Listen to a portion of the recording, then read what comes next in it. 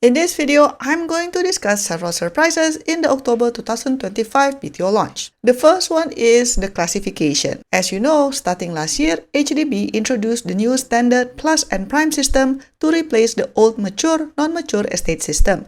The idea was that prime flats would be the choicest spots closer to the city, plus flats would be in choice spots, meaning it has good connectivity and amenities, and standard would be pretty much everywhere else. When the system was first launched in October 2024 BTO, the distribution was quite balanced. We saw 7 plus projects and just 1 prime projects, which was Crawford Heights. The goal seemed to be to roll out as many plus flats in good location as much as possible. But fast forward to October 2025 BTO, the mix has changed significantly. In this launch, we have 4 prime projects, which is Mount Pleasant Crest, Berlayar Residences, Redhill Peaks, and Bishan Terraces.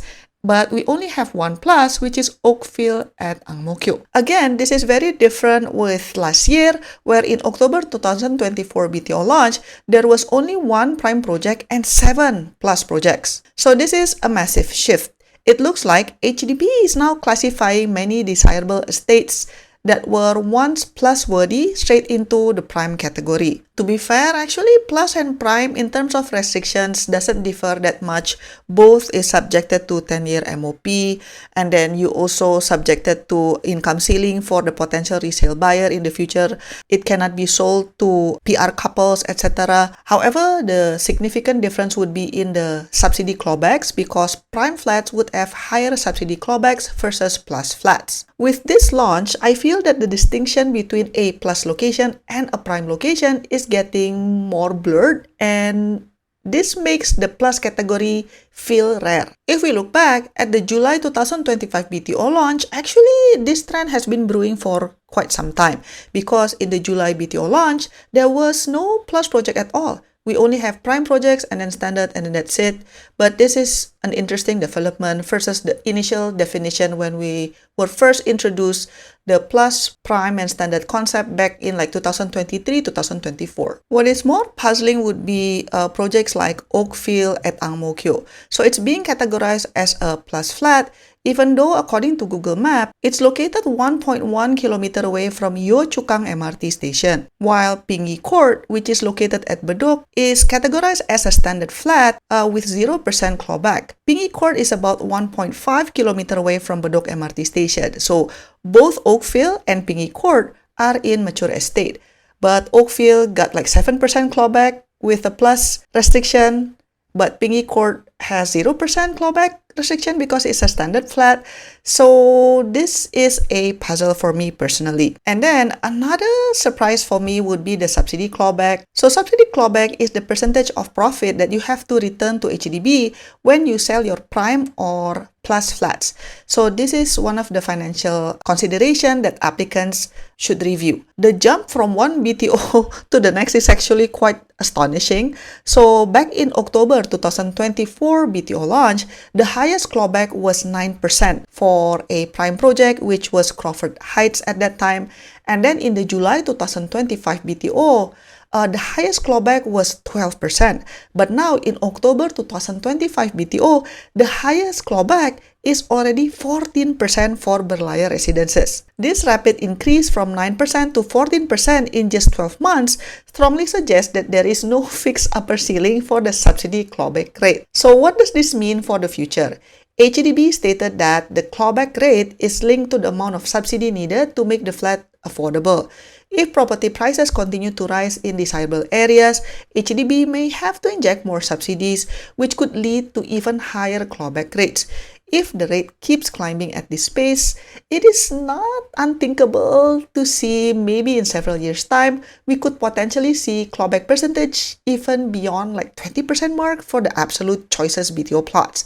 This turns the prime BTO into less of a lottery win and more of a deeply subsidized long-term ownership scheme with a significant financial recovery built in. If you are interested to apply to Bukit Merah town, note that Berlayar Residences and Redhill Peaks have different subsidy clawback. So Berlayar Residences got 14% clawback, whereas Redhill Peaks is only subjected to 12% clawback. So I know it's only like 2%, but then 2% times how many hundred thousands of dollars, right? That's still significant. So if you are interested in Bukit Merah town specifically, please do carefully consider which project you want to apply later on, assuming that you get a queue number. Another surprise that I see in this BTO launch is the waiting time. If you are interested in a popular location, it seems like in general you just have to be more patient. It's clear from the data that almost all the desirable prime and plus BTO flats in this batch